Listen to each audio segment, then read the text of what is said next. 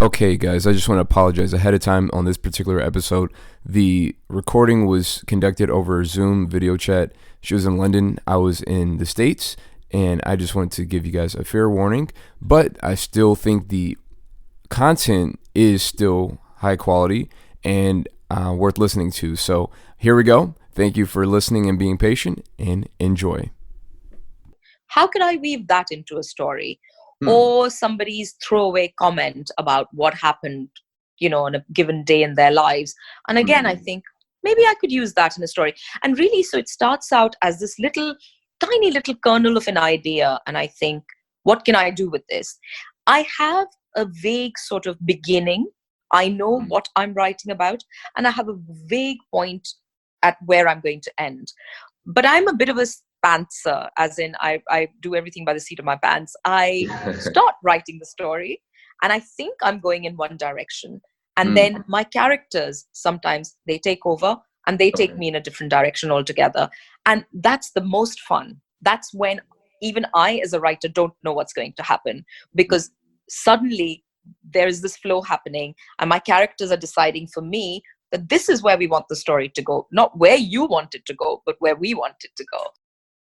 I'm your host, Andre, and this is the Speak Your Life podcast, where we talk about everything as it relates to education, careers, values, mentors, and anything to do with purpose. We do this one impactful conversation at a time, whether it's solo dolo with yours truly or our amazing guests to share stories, industry insights, encouraging words, and calls to action that can help you get closer to your why. And today's special guest was born in Bombay, India. And was it Delhi? No, New Delhi. That's okay. Excuse me, guys. New Delhi, I'm sorry. And raised in England. She went on to attend Delhi University, where she successfully completed her bachelor's in English literature with honors. She has been a flight attendant for over 20 years now, but whenever she's not flying or spending time with her family, you can find her writing. It's quite an understatement to say that she has put her degree to use, as she has now written 3 fiction novels as follows: Damage, Intimacy of Loss, a novella, and Parvati's Well, which you can find and check out on Amazon for a limited holiday half-off deal today. Please welcome Poornima Manco. Thank you for having me on, Andre. I feel like I butchered your name. Did I say that right? No, you said it really well, actually. Okay. Very good. Okay. Awesome. All right. So, Poornima, tell us who the real Poornima is and just how she got here. What's the story? Oh, what's the story? So the story actually is that I was an only child and very, very imaginative and prone to sort of bouts of daydreaming, which my mother then channeled into writing. So I started writing when I was very young, about 8 years old, and that love for literature, love for reading, for writing, for creating stories carried on throughout my life. And of course, I studied literature as well, which to me was really not like studying. It was like going to university and reading lots of books, which is what I love doing anyway. So, but then somewhere along the way, I think there was a bit of a diversion and I went into the aviation industry and started flying. And for a while, the writing took a back seat. But in recent years, I think from 2013, when I started blogging, I rediscovered my love for writing, and that's how I've gotten back into it. Wow. So that really is me the professional side of me in a nutshell. Okay. Wow. That's pretty great. And I guess tell us more about your just more personal side. Is what were some things that kind of inspired you as a kid, like some favorite books or anything like that? Yeah, so the funny thing is, when I was growing up in India, I loved literature from England, from America, and I read voraciously. I was somebody who read constantly. I had a book in my hand every single time. Yeah. However, once I moved abroad, in a funny sort of way, I started gravitating towards Indian literature. and novelists that I had never picked up before. Suddenly I Yeah. picked them up and started reading them. And I found this very interesting angle of presenting India and presenting the Indian life and the Indian culture in these Mm-hmm. books, translating it for a wider audience. And I thought, Mm-hmm. this sounds like something I could do as well. So Yeah. now, of course, I read a lot of a cross section of literature. I love reading all Mm-hmm. kinds of writers, but I have certain favorites. I have Arundhati Roy, Vikram Seth, Mm-hmm. Rohinton Mistry. These are people that I aspire to be like, or to write like. So that really is what led me into writing. But also, Mm-hmm. I think on a personal front, my connection to India has always remained. It's been very, very strong. Yeah. And having lived away from India now for 24 years, I still somewhere within me feel that I am Indian. I'm English, Yeah. I'm British, I'm a naturalized British citizen, but Yeah. I am very much an Indian as well. So That's yeah, so awesome. that's how it is. Yeah, got to take pride in where you come from and your culture and background and Absolutely. heritage. That's all of who you are. So that's Yes. great. And so if we were to transition a little bit, what like kind of got you into flying and what made you want to, become a flight attendant? So what made me want to become a flight attendant was the fact that my maternal uncle, was cabin crew for Air India. Mm-hmm. And I thought he led the most exotic life ever, because he would, and remember, I was, growing up in India at a time before the boom happened. So Mm-hmm. foreign travel was really, really exotic, very expensive, something that you Yeah. could only dream of as a middle class family. That was all you could just dream of. You couldn't actually think of doing it. And my Mm-hmm. uncle used to sort of fly all over the world, and he'd bring back little knickknacks and little gifts for me. And I used to think, wow, this is a good life. And then, of course, he got to stay in all these fabulous hotels. So Mm-hmm. somewhere within me was this little spark where I wanted to travel the world and I wanted to stay in all these fabulous hotels. Yeah. And so that's how I got into the whole flying thing, Mm-hmm. which actually has been a wonderful career. I mean, if I were to do it all over again, I think I would do it again. I Yeah. have really enjoyed it. I have gotten Mm-hmm. to meet so many people. I find a certain level of comfort now with all kinds of people, because Mm-hmm. what I have come to realize over a period of time is that we're all essentially the same. You know, Yeah. we may have different cultures, different backgrounds, different languages, different skin tones, but we are all Mm-hmm. human, and our experiences are essentially the same. Yeah. So it really, travel has widened my horizons, broadened my mind, and I think it's contributed hugely to who I've become today. Wow, that's awesome. And it was cool just meeting you on the plane and that's Yes, and just connecting. And even though we came from like different cultures, I think we connected really well. So um, absolutely, we did. yeah, yeah. So what would you say were some challenges that you faced, like as a an Indian girl growing up in England and just embracing your heritage, embracing your culture, but then also living in two different worlds where you're in this one world and you're going home to your family and you're in another world. How did you Mhm. overcome those challenges? I think it was quite a tough transition in many Hmm. ways, because and I've written about this in my blog as well, where I found that despite the fact that I was fluent in English, a lot Hmm. of the times, because I had that Indian accent, I immediately Yeah. stood out, even from the Indians who were living in Britain at the time. I was Hmm. different, and it took a long time for people to accept me for who I am, for me to understand their culture, and for them to understand me. And really, I think the English, by and large, are a very reserved people, and it takes them a very long time to open up to you. But once they've opened up and they've accepted you, then they accept you unconditionally. But it takes a while. So that, I think, was one of the hardest things for me. And also the fact that I missed India hugely at that time. I mean, I had moved away from my parents as well, and I was very much, in India, the culture and the tradition at that time, and I think to a large extent even today, was that children stayed at home. they didn't really move away. Even if they were financially independent and they were working, they stayed at home. So for me to have moved away was a huge challenge that I had to overcome, in the sense that I had to become independent. I had to learn to live away from my parents. I had to learn to make a new community around myself, which I did in time. But yes, initially it was tough. Today, I think I find I go back, and there are certain things about India that annoy me hugely, that upset me hugely. I think we had that conversation on the plane as well, about the sorts of things that are going on against women that are very upsetting.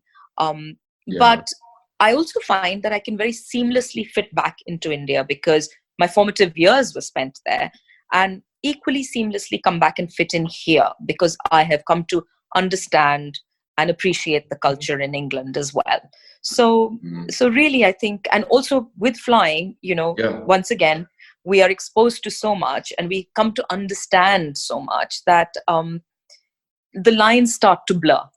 That's what I found anyway. Yeah. That's really great, and that's interesting how some people, they face different challenges when it comes to culture, and they're just like, you know what, it's not for me. Let me move back to where I came from, and I'm just gonna stay there because it's more comfortable. But you're able to like kind of adjust and go back and forth, and people who have challenges that maybe have Indian heritage, or they have heritage from a certain country, and then they become I guess ingrained into the culture, whether it's England or America, and then they go back to that original heritage, and it's a hard adjustment. They definitely stand out, even if they look the same, or if they have the same kind of family heritage. They stand out. So that's awesome that you're able to like be fluid and go back and forth. I hope I am able to integrate back seamlessly. I certainly believe I am, but who knows? Maybe they tell me differently. I don't know. But I think the beauty of having this exposure to different cultures is the fact that you can really enjoy the positives, while also being very, very cognizant of the negatives, and in some way try and sort of challenge those stereotypes, and try and speak to people and say, it doesn't have to be this way. It can be different. And I think as individuals, we have the choice and the ability to pick out the best and try and utilize that in our lives. Yeah, I like that. And that's finding the best in every, because I think like people, I think people have good intentions whenever they say I can't see color, or I don't, or it's just like, I think that's good intentions, but I think that kind of just washes over like the fact that there are different colors. That's a fact. And it's kind of like if I like look out the window as I wake up every morning, and I see that the sky is blue, the tree has green leaves, the grass is green, and I just say, wow, this is so beautiful, but I don't see color. Then that's like not acknowledging the full beauty in its fullest. So I feel like it's the same way what you mentioned with culture and people. So that's really important. So yeah. Exactly. So how do you feel like, because I know a lot of your writing has a lot to do, where you come from, and the stories in India. And how do you feel like what are some parallels that you've like, or some specific parallels that you have in your like short stories that kind of tie into India and things like that? Definitely. So here's the thing. I mean, yes, my stories are set in India. Because that's what I write about primarily. It's not the only thing I write about. I have written about other cultures. I have written other stories, and I hope to bring out another book, which will not be part of the trilogy that I'm doing on India, but another book that will be stories set around the world. So I would like to write these stories from different perspectives. But going back to the stories that are based out of India, like I said before, the human condition is essentially the same. We're born, we grow up, different cultures, but, we fall in love, we get hurt, we're betrayed sometimes, we are the betrayers sometimes, we experience all kinds of things. But all of us as humans have more or less the same emotions. And I think that's what I'm trying to tap into through my writing. Yes, the cultural background may be different from what maybe a Western reader is used to, but the emotions are essentially the same. So if you're, regardless of whether you're reading say Maya Angelou, or you're reading a Japanese writer, what each of us looks for is that something to identify with, and that identification happens through emotion. So if it's a love story, we've all fallen in love, we've all fallen out of love, things like that have happened to everybody. So that's what I try to convey through my writing and through my stories. The other thing that I like to do, and why I write about India, is also to try and highlight the social evils that plague the society. For instance, you've got a lot of instances where dowry still occurs. Dowry is where the girl has to bring a certain amount of money when she gets married into the boy's household, and if she doesn't bring the right amount of money, then she's persecuted for the rest of her life. So those sort of things, of social evils, that really shouldn't occur in the 21st century, but they still are. So things like that, child abuse, which happens everywhere. So they're not necessarily unique to the Indian society. Dowry might be, but abuse isn't. So these are things, again, it's about stories that are universal, regardless of the background. So that's what I try to do. And somebody once asked me why I haven't written about the immigrant experience yet, having immigrated myself. And I think the reason is because I am too close to it at the moment.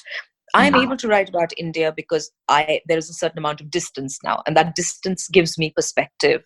So I can stand on the outside and write as an outsider, but also experience everything as an insider. Whereas as an immigrant to this country, I think it's too close to me right now. But maybe given time, I'll be able to write about that whole British Asian experience as well. Yeah. Who knows? Who knows? The writing journey has just begun. Let's see where it takes me. Yeah, I'll be looking forward to reading that. So, let me know whenever that comes out. Absolutely, I will do. Yeah. So, would you say there's anything outside of what you just mentioned, like, I don't know, any other? They don't have to be people, but just things that inspire you. Could be nature. I don't know, like anything that inspire you. So I think a lot of the times my inspiration comes from some odd source. I could be listening to the radio and there'll be a news item on there, and I'll think, oh, that's interesting. How can I weave that into a story? Or somebody's throwaway comment about what happened, on a given day in their lives. And again, I think maybe I could use that in a story. And really, so it starts out as this tiny little kernel of an idea. And I think, what can I do with this? I have a vague sort of beginning. I know what I'm writing about, and I have a vague point at where I'm going to end. But I'm a bit of a pantser, as in I do everything by the seat of my pants. I start writing the story, and I think I'm going in one direction. And then my characters, sometimes they take over, and they take me in a different direction altogether. And that's the most fun. That's when even I, as a writer, don't know what's going to happen, because suddenly there is this flow happening, and my characters are deciding for me that this is where we want the story to go, not where you want it to go, but where we want it to go. So those are the best ones that I enjoy writing. But in terms of inspiration, I mean, it really comes from all kinds of sources. Nature, yes. I love being outside, outdoors, walking amongst. We've got some beautiful walks where I live. We're very close to Windsor Great Park, so there are some absolutely stunning walks there, and we do that quite often. And I do love being in nature. I think it just, more than anything else, it calms me down. It calms my mind, and it allows me to think. And that's what I enjoy. Yeah, and of course our job as well, Andre. This I have to say. Our job, we see so many people, such a variety of people, and very so many characters as well. And every time I find somebody really funny or something odd, I think, I'm going to put you in a story one day. That's why they That's say funny. never annoy the writer, because they'll put you in a story and kill you. You're like reading this thing like, wait a minute. I think I was on that flight with that lady. Yes, That sounds like exactly. me. Yeah. Oh gosh, no, I have to be very, very careful how I couch everything so I don't get sued. Yeah. So I have to put in a lot of fictitious details as well. Yeah, that's right. Oh man, Yeah. that's awesome.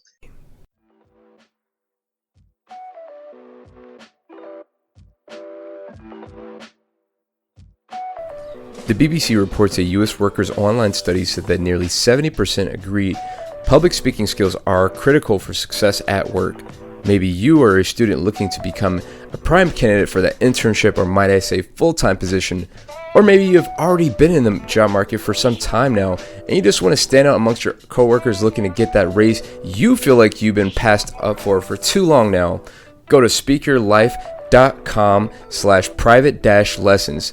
That's speakyourlyfe.com/private-lessons. Again, that's speakyourlyfe.com/private-lessons to become a better communicator tomorrow by signing up today.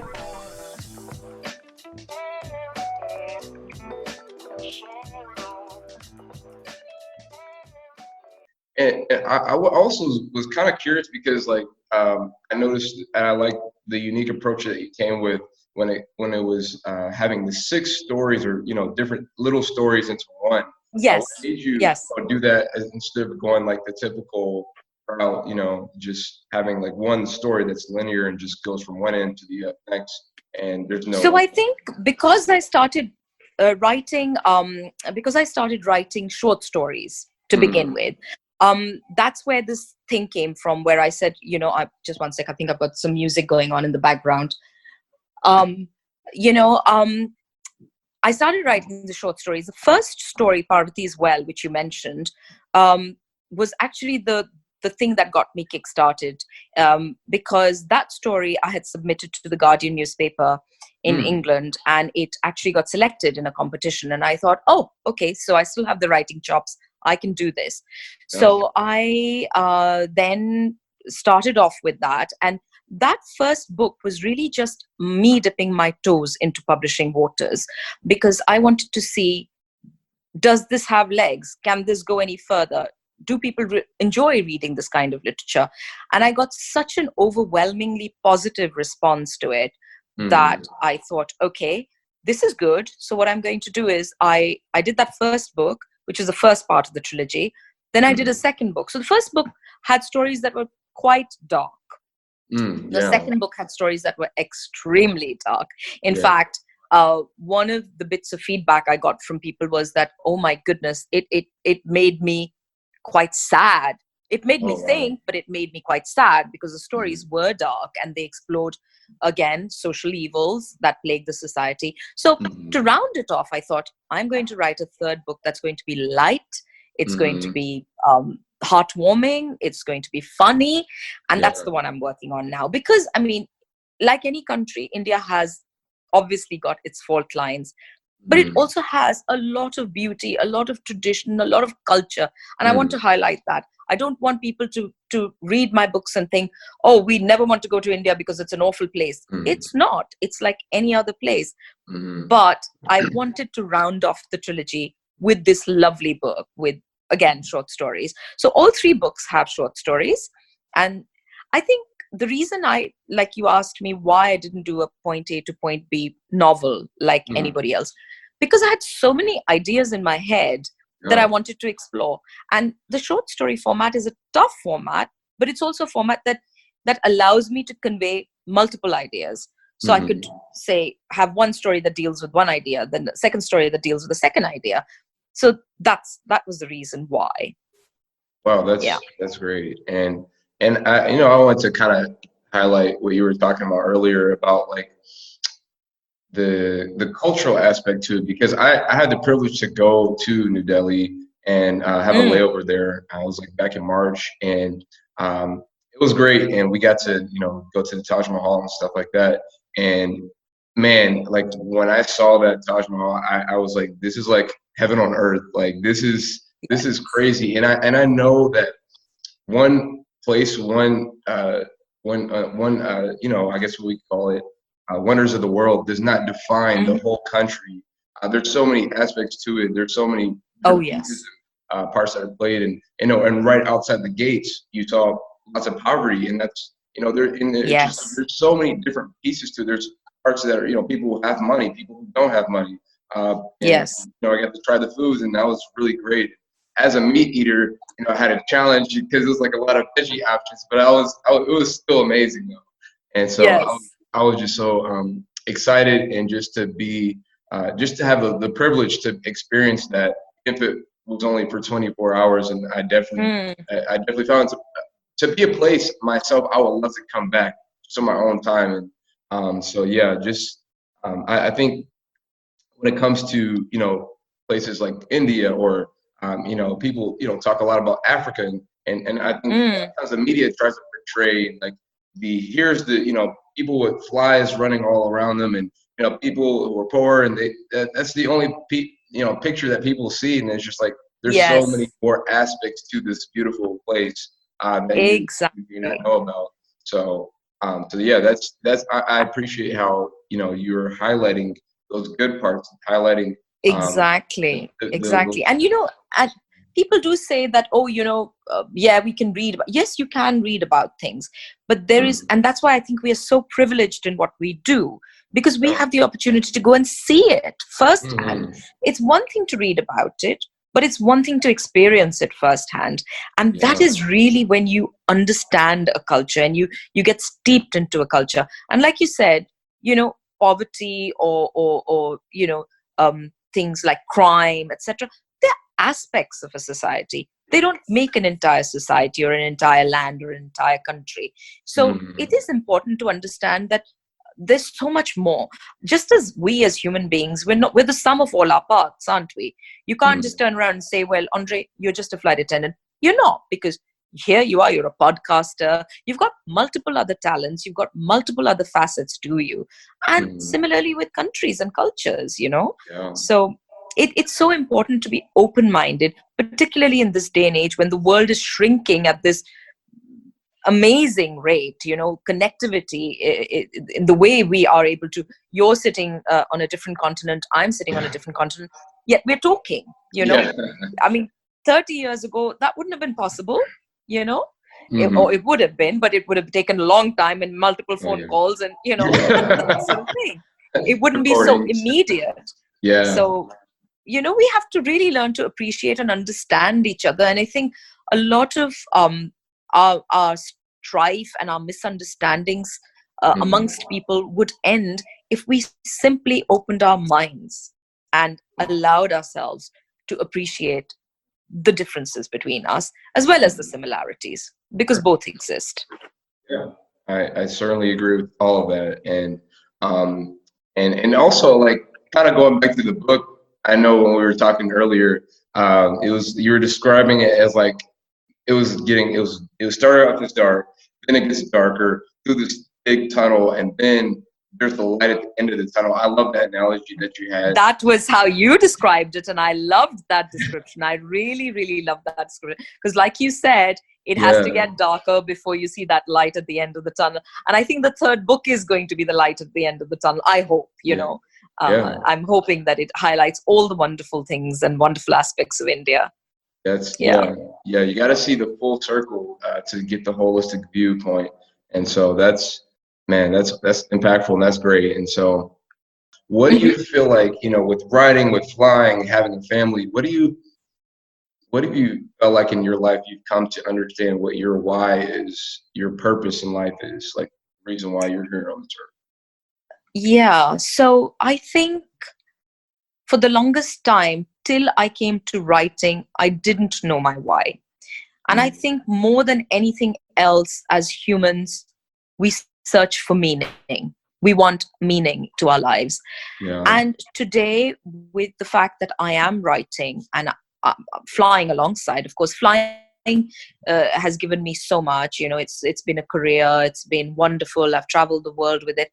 But the fact that I'm able to then percolate all those experiences distill them within myself and put them into my writing, that has become my why. Because one of the things I think as humans we always want to do is leave something behind for posterity, and believe that our time on this planet wasn't entirely wasted. And I think that my legacy will hopefully be these books, will hopefully be these stories that will talk about what our lives are about today. So if 50 years from now, maybe much after I'm gone, somebody picks up that book and reads it, they will understand what I was trying to convey, what I was trying to talk about. And really, it's the only, I mean, aside of my children, of course, it's the only positive legacy I can think of to leave behind, you know? Yeah. And I think that is what gives meaning to my life. Yeah, that's wonderful. That's really beautiful. And children are a blessing, and they are a reflection of a piece of who you are. And so but also your writing, I would say it sounds like they're like your children too, because they are like my children. They are very much like my children. And the thing is, as well, as just like with children, once you've written a book, once you've published it, and that book is out in the world, there's nothing more you can do about it. Now that book's out there, just like your babies, once they've grown up, they've gone out into the world. You did all the hard work earlier. Now it's up to them to perform. That's right. And that's exactly how it is with the books, and how they are received by people. Again, I have no control over that anymore. I have the control while I'm working on it. Once it's done and it's out there, it's out there. I like that. That ties them really well together. And so, what would you say that if, we're looking at life like a house, and as you can tell, I'm all about these analogies. If you're looking at life like a house, what would you say that your house stands on? Is like, what's one pillar or one value that your house stands on, as far as like your foundation? I think, can I pick two? Sure, yeah, that's okay. I think my foundation would be love and support. I have been very, very fortunate to have had the love and support of my parents, and now the love and support of my husband. I think without those two things, I could not do what I'm doing. I could not be where I am. And I probably would not even have ventured into writing or flying, for that matter, or carried on flying. Love and support is so important in everybody's lives. And if you look at the high achievers, you'll always find that there's somebody who loves and supports them and understands them. And it's all unconditional. Yeah. I mean, I look at a couple like, Barack and Michelle Obama. Look how wonderful they are together. They're like two pillars that stand together, and they're beautiful daughters that they've brought up. And you see that family unit, and you see that they are capable of achieving what they're achieving because they've got that really strong foundation. So that house is built upon that strong foundation. That's beautiful. That's whenever you mention Barack and Michelle, it's like, man, that's like couples goals right there. That's like that's like something I aspire totally totally. And yet so grounded, so humble, so wonderful. Who doesn't aspire to be like that? And so I also meant to ask earlier too, as we're talking about purpose and meaning and things like that, there's a lot of people out there that they're working somewhere that they may or may not like, and they maybe have this idea, this spark inside that is just saying, hey, like, and it's gnawing at them, and they're just trying to figure out how to let that creative expression pour out. What would you say, or any advice or practical advice that you would share for people who are maybe working at a job and just think, man, how can I, pursue this other thing, this other thing that I love, whether it be a hobby or whether it be a side hustle, whatever you want to call it, to turn into something else that's big and amazing. So, Andre, I think the first question I would ask them is, how bad do you want it? Mm. How badly do you want it? Because if you want it badly enough, you will find a way. You will do it somehow or the other. You will do it despite time constraints. You will do it despite job constraints, family, whatever it takes. You will find a way to do it. If it's just a pipe dream that you think, well, I wish I could quit my job and do something else, and you're not actually doing anything about it, then you're not wanting it badly enough. I mean, there's this funny quotation which I actually love, to quote from time to time, and it goes, "You don't like where you are. You're not a tree. Move." Right? So similarly, for people who are fed up in their jobs and who've got a creative spark and who want to do something else, well, what's stopping you? What is stopping you? Start small, build upon it. It doesn't happen overnight. Nothing happens overnight. But you keep putting that hard work in, building it step by step, it will happen. I really don't believe in overnight success, because I think the quicker you climb, the quicker you fall. But if you do it incrementally, there is no reason for you to not be able to do it. And again, if you've got to create, look at the world we live in, look at the century we live in, look at the age we live in. We've got so many resources. Things that were impossible or unheard of 20, 30, 40 years ago are completely possible today. Where there's a will, there's a way. Always. That's true. Actually, it's funny you mentioned that. I actually have an episode that I plan on releasing later that says, I kind of titled it, "You don't have time, you make time." Because because the thing is, like, people always say that phrase, "Oh, I don't have time, I don't have time." But it's just like, whether it's your family, your friends, relationships, whatever, you make time for things that are really important for you. And so if it's just like, if you're complaining about your life, if you just don't like where you are, it's just like, well, if you really want to get out of where you are, then you're not just gonna have time, you're gonna make it. You're gonna make it. So exactly. Anyway. So that definitely would be my message to them. If you really want it, go after it. Don't make excuses. Just do it. That's right.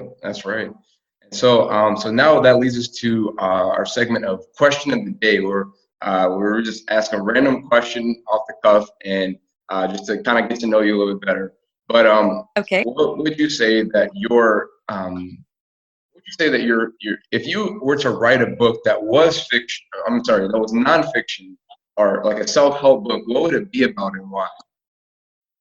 Oh God, that's a tough one. I know you're the queen of fiction. I'm good at making stories up, but talking about reality, what would it be? I think it would be about how to pick yourself up after you've gone through a really tough time in life, grief, bereavement, something like that, because we've had a fair share of that in our lives, and you just pick yourself up off the floor, dust yourself off, and carry on. That would be my nonfiction book if I were ever to write one. Okay. Yeah, that's awesome. That's awesome. And so, wow, I just gotta say, thank you so much for everything, your time, and just being here with us on the show. So it's really been great to talk to you. And before we close, I just want to say to everybody, be sure to follow Poornima on LinkedIn at Poornima. That's POORNIMAMANCO. Again, that's POORNIMA Manco. That's MANCO. And take advantage of this limited holiday half-off offer that she has on her 3 books on Amazon. Be sure to do that today. All right. Thank you guys so much for listening to today's episode, and for listening, and just be sure to subscribe to the podcast if you're not already, and follow us on Instagram at Speaker LYFE, because life without the Y is meaningless. Thank you, and we'll see you next time. Thank you, Andre. Take care. Bye now.